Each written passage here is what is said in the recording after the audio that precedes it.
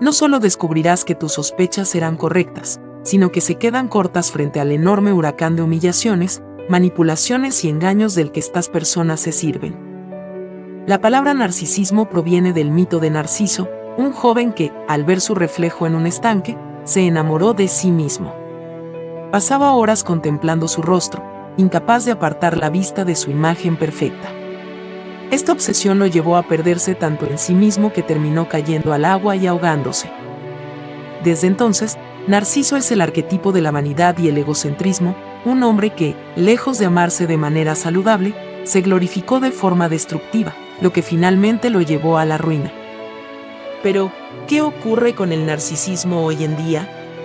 Según estudios alemanes, la situación no es muy prometedora. Existe suficiente evidencia empírica que muestra un crecimiento alarmante del narcisismo en el mundo occidental.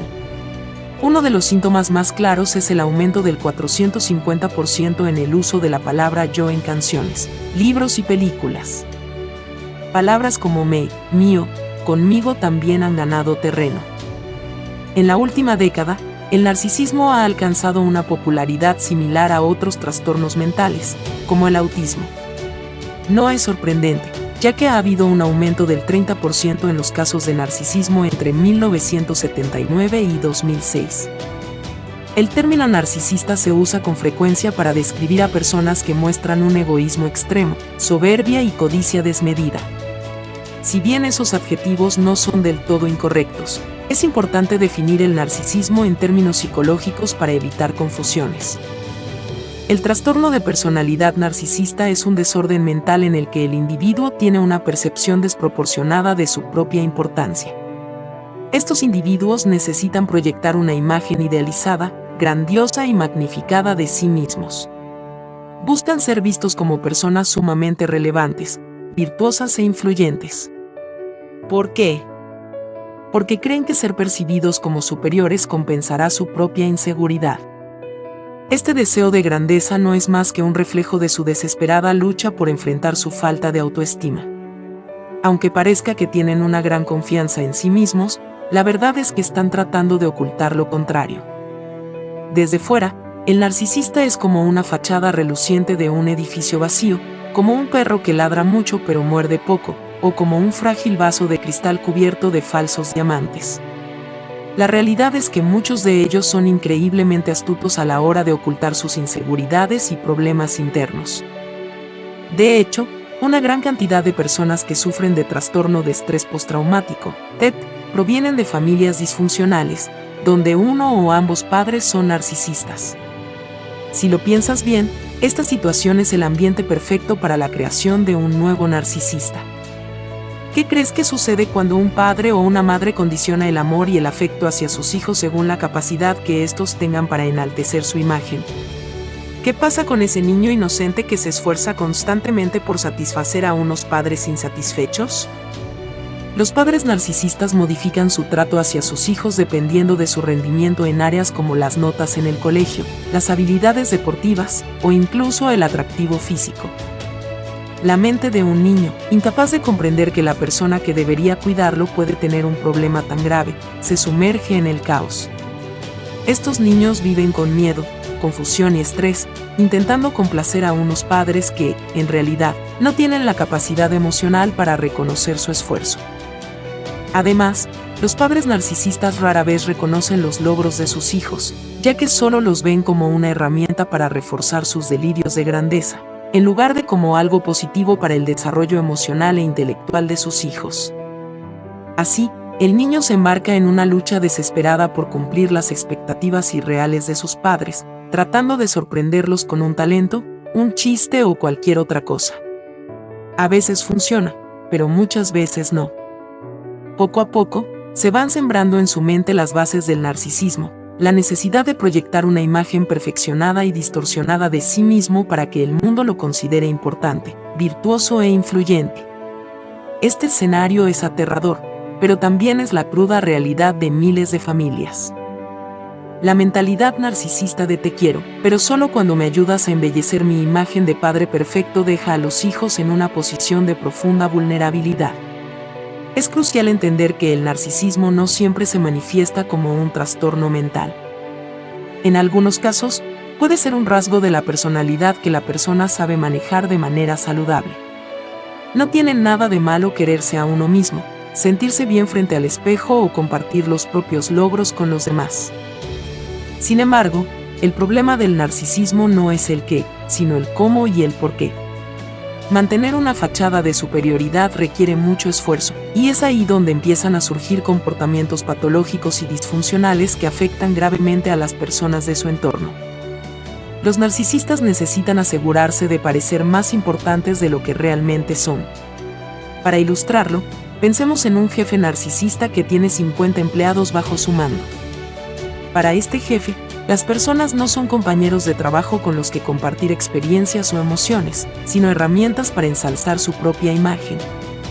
Sabe perfectamente que no todos los empleados podrán alimentar su ego de la misma manera, por lo que buscará a aquellos que lo admiren, lo reconforten y validen a través de palabras o acciones. Estos son los suministros emocionales que el narcisista necesita. Los candidatos ideales suelen ser personas empáticas, que pueden ponerse fácilmente en el lugar del narcisista, personas optimistas, que siempre ven lo mejor en los demás, personas con una tendencia a rescatar a aquellos que han sufrido, y personas con una gran capacidad para perdonar. Supongamos que de esos 50 empleados, 20 no cumplen con estos criterios. Esto deja a 30 personas como posibles víctimas del narcisista. Lo siguiente que hará el narcisista es llevar a cabo lo que se conoce como la fase de testeo. Durante esta etapa, actuará de manera extremadamente agradable con el resto del equipo, prometiendo resultados increíbles si se dedican al trabajo. Escuchará atentamente las necesidades de sus empleados y se mostrará paciente. Pero no te engañes, todo esto es parte de una estrategia calculada para ver quién puede convertirse en su próxima fuente de validación emocional. La situación parece tranquila, ¿cuál es el problema entonces? No te dejes engañar. Lo único que hace el jefe narcisista es recopilar información para utilizarla más tarde a su favor. Sus promesas son vacías, sus oídos solo te escuchan por un momento y su paciencia tiene un límite. Lentamente, su verdadera naturaleza emerge en forma de manipulación, apatía y arrogancia. Su comportamiento frío, retorcido y calculador empieza a manifestarse de manera clara, especialmente con las personas más empáticas, optimistas y permisivas. El francotirador está listo para disparar. Vamos a desvelar las técnicas psicológicas que suelen utilizar. Primero, te presento la herramienta de manipulación por excelencia de todo narcisista, el gaslighting. Este término proviene de una obra de teatro llamada Gaslight, donde un marido intenta hacerle creer a su esposa que está perdiendo la razón. Comienza ocultando objetos y acusándola de olvidadiza. Luego manipula las luces de la casa y le asegura que todo es producto de su imaginación. ¿El resultado? La víctima comienza a cuestionar su percepción, creyendo que está loca. Este tipo de manipulación es común en relaciones tóxicas, con frases como nadie te va a querer como yo, estás exagerando, te veo muy sensible últimamente o no tienes derecho a sentirte así. Estas palabras hacen que la víctima dude de sí misma y se vuelva más dependiente del abusador. El objetivo es claro, confundir y quebrar emocionalmente a la otra persona para obtener control absoluto sobre ella. Otro método que utilizan los narcisistas es la descalificación. Atacan tu apariencia, inteligencia, acciones o emociones con comentarios cargados de hostilidad y sarcasmo.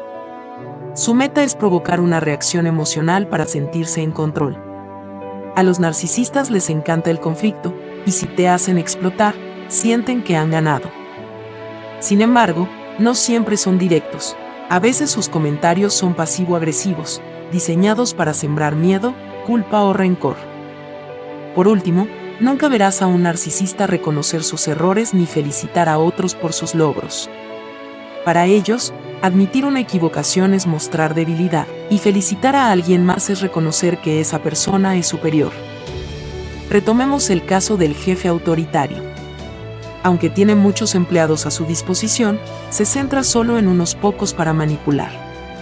Su táctica más cruel es el aislamiento, hacerte creer que estás solo y que debes seguirle el juego para evitar consecuencias mayores. Esta indefensión aprendida es devastadora. Sabiendo todo esto, ¿qué podemos hacer? La mejor alternativa es cortar todo contacto con el narcisista. Lo sé, no siempre es fácil, especialmente si dependes de esa persona. En esos casos, existe una técnica milenaria llamada la piedra gris, que te revelaré la próxima semana. Para concluir, dejo una frase de Shelley Winters que describe la experiencia de lidiar con un narcisista. Teníamos tanto en común, yo lo amaba, y él se amaba a sí mismo.